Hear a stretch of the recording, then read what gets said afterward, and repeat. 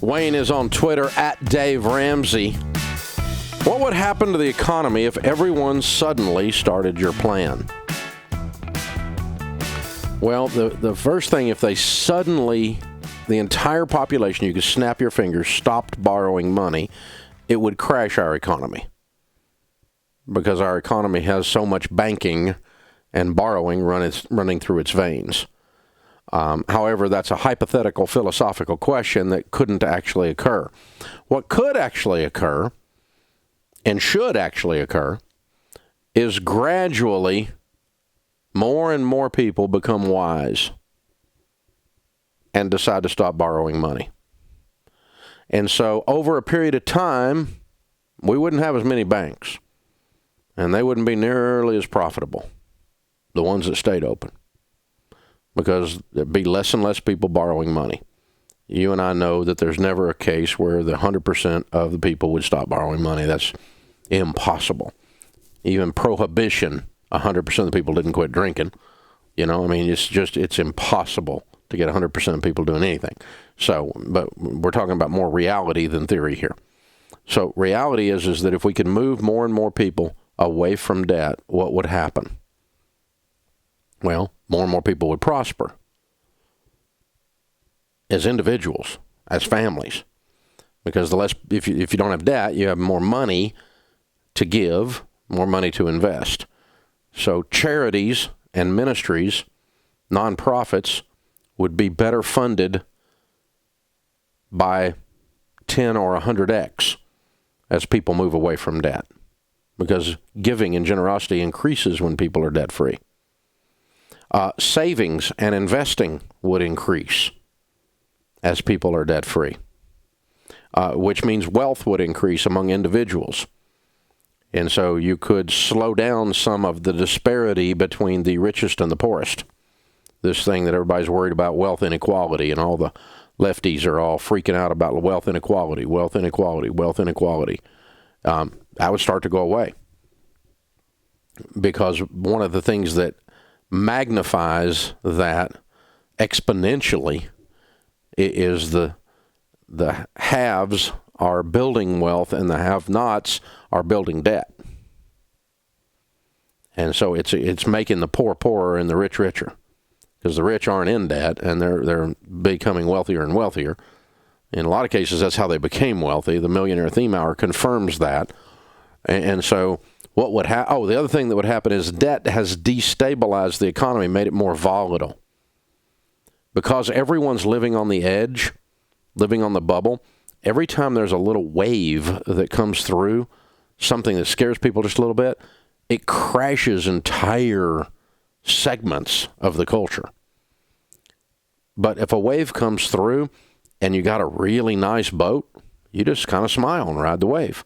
Meaning that you don't have any debt and you have a big emergency fund and the economy slowed down a little bit, it doesn't cause you to slow down.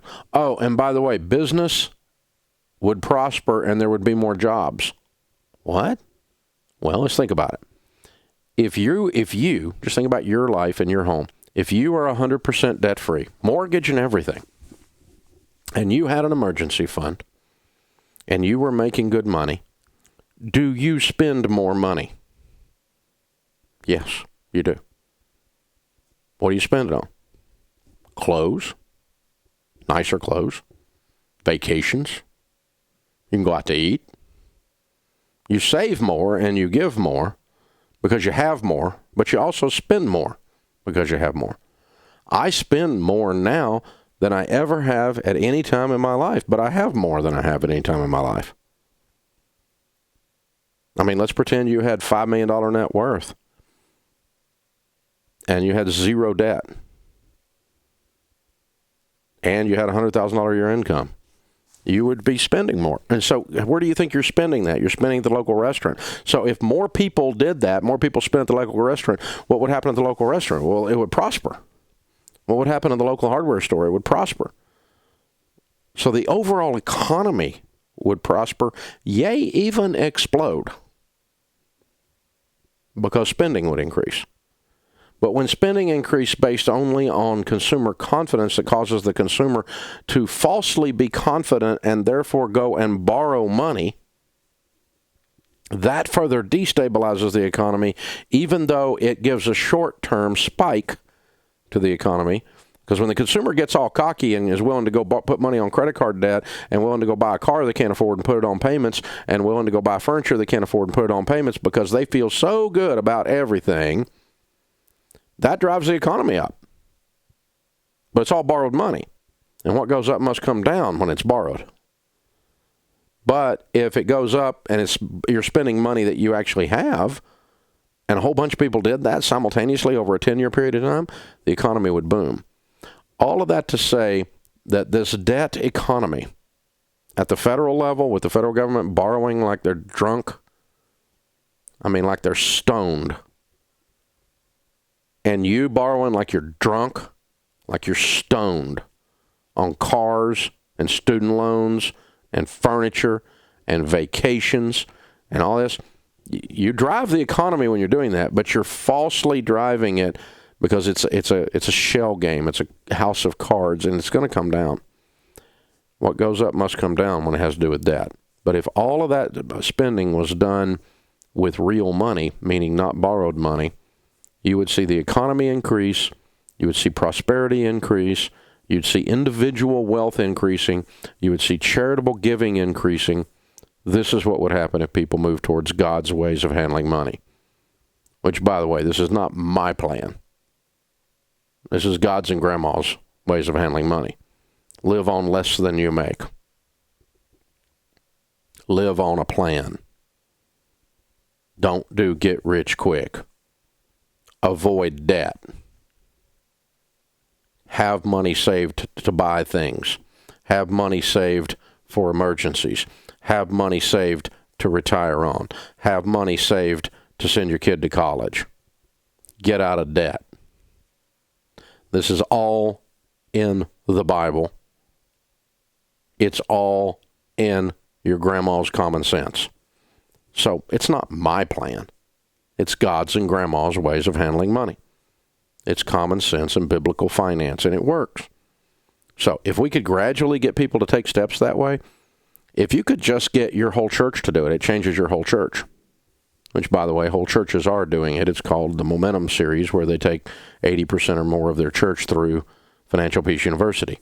If you can just get a whole town to do it, if you could get a segment of the population to do it, a certain people group, a minority, a region, you would see that group prosper. That's the answer to your question, Wayne. What would happen to the economy if everyone suddenly started doing your plan? It's not my plan. It's God's and Grandma's ways of handling money, and they can't do it suddenly, everybody at once, because nobody at once does anything suddenly. Not 300 million people. But gradually, over the period of a decade, what would happen would be increased prosperity. The same thing that happens to individual households when they get on a written plan called a budget so that they get out of debt, so that they can save and invest, so that they can be outrageously generous and have a higher quality life and become wealthy. That is the plan. And I don't know why it's not appealing to everyone. I don't understand. Why wouldn't you do that? You don't want to win? Really, why wouldn't you do that? Because there's children out there in adult bodies. Adults devise a plan and follow it. Children do what feels good. One definition of maturity is learning to delay pleasure. It would require that the culture become more emotionally and spiritually mature. And we're going the other direction, actually.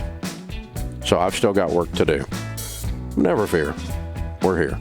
This is the Dave Ramsey Show.